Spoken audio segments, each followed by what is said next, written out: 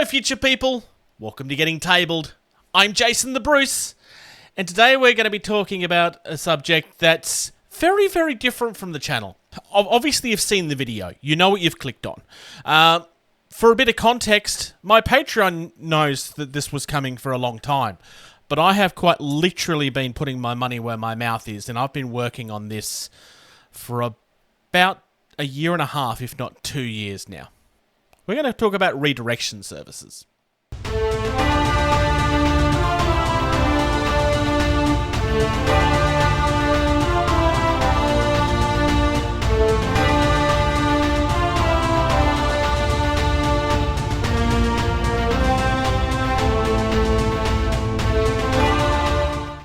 If you're not living in Australia, there's a lot of this video that may not necessarily directly impact you, but you may actually still find value for this. I'd ask for you to hold on for maybe just a few minutes. I'll explain why.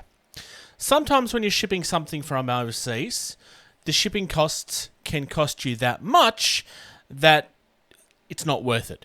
For us in Australia, that location is the United States. Shipping anything from the United States to Australia is quite ridiculously expensive. There's a few reasons for that. None of them are within our control, pretty much. It's just something we kind of have to put up with. I can order exactly the same item, size and weight from the United States and from the United Kingdom. And United Kingdom is arguably going to be almost half the cost in postage. It is that drastic. Now, give and touch, there are some stores that are slightly different and so on and so forth. It depends on where you are in the US. But generally speaking, posting from the United States to Australia is extremely expensive. And the other way as well, just quite frankly. There are some companies that are large enough that they can kind of eat some of those costs, or more accurately, they work those costs into the product that the customer doesn't see. So it's not a postage. They don't see expensive postage. They just see a product that's an X price that they're willing to pay without really thinking about it. For me, and I want to make something very, very clear, I am going to be using an example of a company in this, and I want to make something very clear. None of what I'm talking about is something that this company could control. None of what I'm talking about is a complaint about that company. Quite the opposite. I'm a huge fan of this company, which is why I've gone to such lengths to buy their products and try to find a more reasonable postage. Postage in the United States does have several different companies that handle it, but for one reason or another, specifically to Australia, I'm not saying only to us, but specifically to Australia, they all seem to cost quite a lot. Almost to the point of, sometimes it feels like they've all sat behind a door and went, ha ha ha ha, we're going to make lots of money. I mean, that is obviously ludicrous, but that is how it feels. Sometimes a company will be large enough where one of the distributors will notice them and say, hey, we want to stock your products, and they will organise to bring them into Australia. And then we kind of get stuck with the Australia taxes that you will hear us complaining about all the time. But for a small company that can ship overseas, they don't really have a lot of market power to try and do this unless somebody else decides to stock them. And sometimes the company is not big enough to attract that attention yet. I have made a number of different orders from Black Site Studios at this point. The postage from Black Site Studios, they don't have a lot of options. They have no control over the cost of their postage. They are very, very much aware how much it costs to post to Australia. One of the owners of the company is from this country. So this is no giant conspiracy. This is nothing negative about them at all. But when you're wanting to purchase multiple of their games, it works out to be extremely expensive. Sometimes, specifically in the case of their MDF terrain, I actually have purchased one of their MDF terrain kits through this. But when I was originally looking at the MDF terrain a couple of years ago now, the reason I didn't buy it is because it was more to buy the postage than the item cost, and it was significantly more as well. And that kind of just like, I really want this, but I can't buy it. In theory, I could have tried to ship it to George, and George could have shipped it to me. But that actually would have probably worked out to be more expensive again. So it's just one of those things that gets really, really frustrating. Last year, there was 3 separate orders that I made. One of them was the Tier 1 Don't Look Back pledge in their back room that they ordered. I will show you the size of that in the picture later. Another one was I did a pledge for a book and a mini for Hametsu, which is another one of their games. And the third one is I bought their Trailer Park MDF set kit. There is also a 4th purchase I've made using this service, which is not tabletop gaming related, but I am going to mention it later because it puts a few things into context. Basically, these were things that I wanted anyway, and I decided to take the risk and see if this would pan out. So, first and foremost, this is my pledge for Don't Look Back. This is the Tier 1 pledge. So there's 6 VHS expansions here. There's an MDF kit. It's a small one, though. There's a series of different miniatures, plus there's the new rulebook and the slipcase. That was a very heavy package. Alright, so I'm on the Black Site Studios website, and as you can see here, if I had have purchased this and ordered it to be posted directly from Black Site Studios, and again, this is not Black Site Studios, this is just the price that they have to pay for postage. It would have cost me $108.28. When I convert that to Australian dollars, it's $161.36. It's a fair big chunk of change. It didn't quite, but it almost doubled what I had paid. What I ended up paying was $89.91. So I've saved roughly about $70 there. When I ordered my terrain set, which was, again, this is the trailer park set, if I had have ordered that to be posted from them directly, it would have cost me $123 US dollars. It's almost 124. It's 123 and 78 US dollars. 78 US cents, which converted at the time to around $191.53 Australian cents. Plus, there's an extra $13 that had to be added because you pay that to ship it to the redirect. So the redirection in that case cost me $99.81. So I actually saved $112 in that case. Like, these are not insignificant differences. The one for the Hametsu was just a book and the 1 mini, so that the saving on that was significantly less. It was only around the $40 mark. But I have a much, much bigger example. Editing Bruce here. I just wanted to kind of interrupt myself at this point.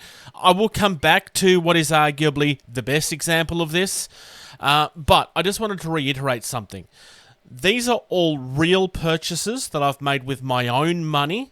I'm not associated with any of the companies that I'm mentioning in this video. These are all just purchases that I wanted to make, and I wanted to take the risk and try to save myself some money. And regardless of whether I did or not, my intention was always to make this video and kind of like, hey, is this worth it? Hey, is this not worth it? I did actually come out on top in this case. That doesn't necessarily mean that you will, because obviously prices can change and so on and so forth. This may not always end up being beneficial. But at the time that I'm giving you this information, it definitely came out an advantage for me. My recommendation would be to use the quoting tools on the websites, which is pretty much what I mentioned to do later on.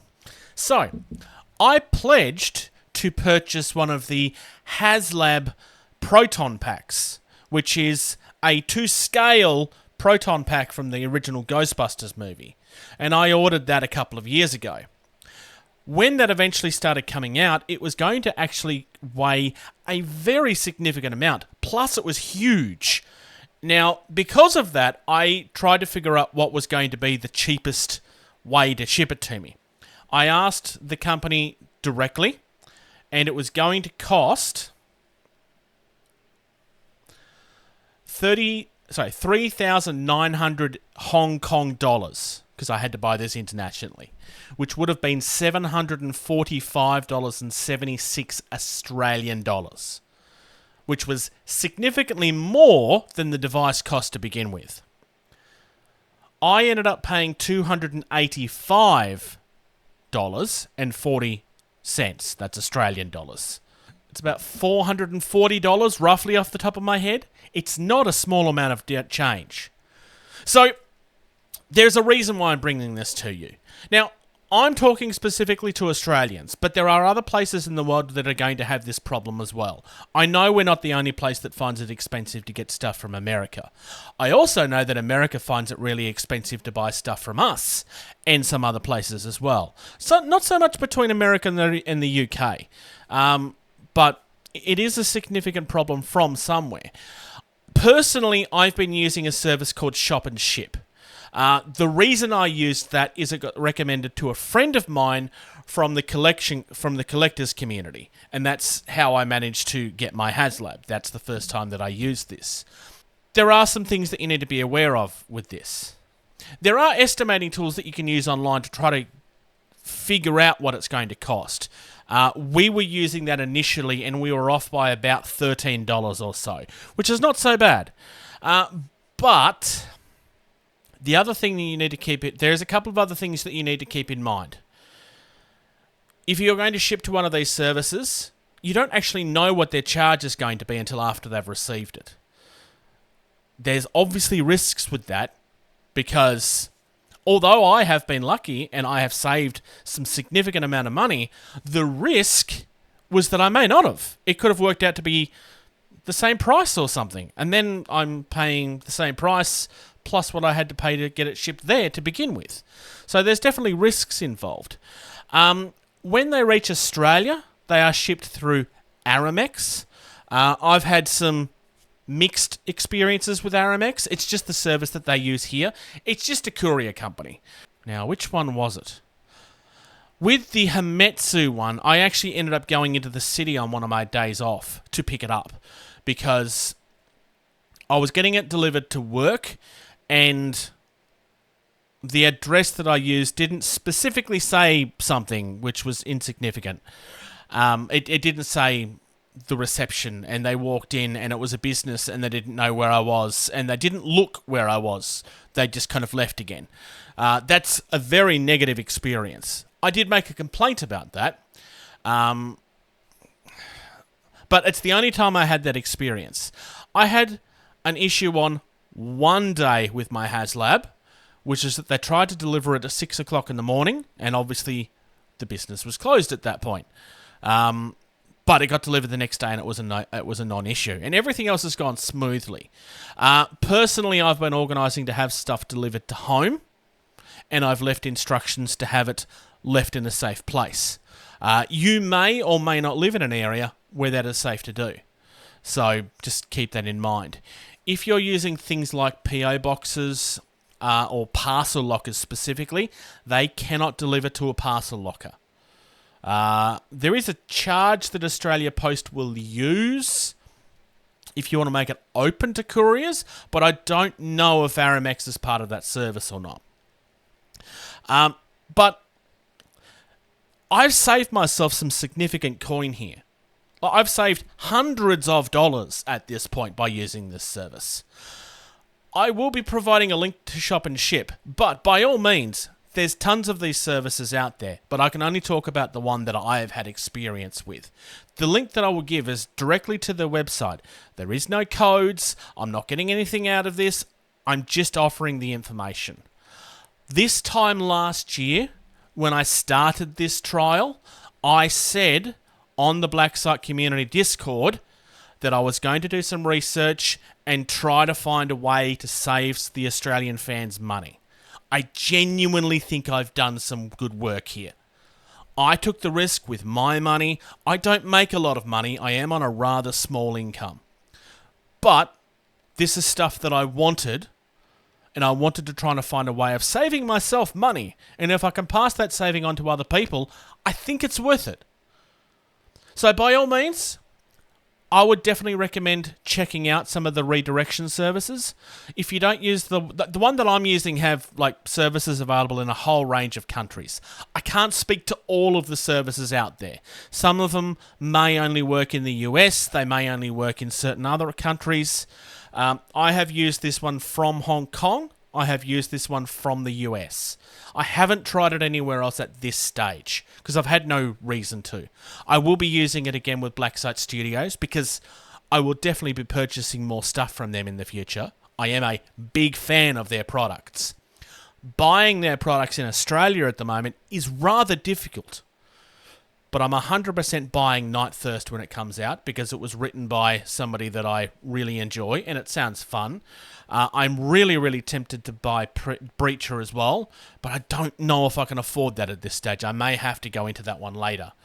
But by all means, if there are small gaming companies or small companies in the US that sell products that you want to buy and it's just not feasible because the postage is going to be unreasonably expensive. Again, it's not the company's fault that this happens. It's a problem with the way that the country is. This is not a criticism against the US. It's just all they get is the option that they get. And some of these countries, some people live in states where they only have one of these services available. So it's kind of rock and a hard place type situation. They get all of the criticism for it, even though they have no control over the costs at all. We have been critical in the past of companies that have taken advantage of postal and tried to... Mythic Games, for example, that have tried to profit off postage increases. But this seems like something that's worthwhile. By all means, do your research and find whichever one you want. I would imagine that most of them are relatively the same, but maybe start with a smaller order and check what your postage would cost first before you do it, because don't go risking. If it's only going to cost you $20 to ship it, then hey, pay the $20.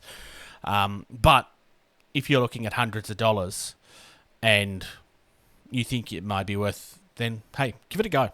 All of their websites do have their rates and stuff on them. So do your own research.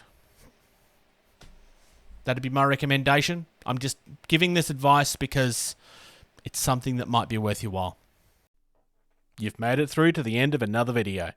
Your next mission is to hit subscribe and comment down below. If you'd like to reach out to the team, consider doing that, gettingtabled@gmail.com. Consider subscribing to our Patreon. For only $2 a month, you get early access to almost every single video that we do. Our most active social media is facebook.com/gettingtabled. It's where you'll find everything first. There's also a Discord. There's an invite on screen right now. If you type that in, it'll give you instant access. If you're on Twitter or Instagram, you can find us at gettingtabled. It's not the most active, but it's something we're trying to use more all the time. Come and check out Jason the Bruce at Twitch. He does both video game and hobby content. And of course, without question, play more games.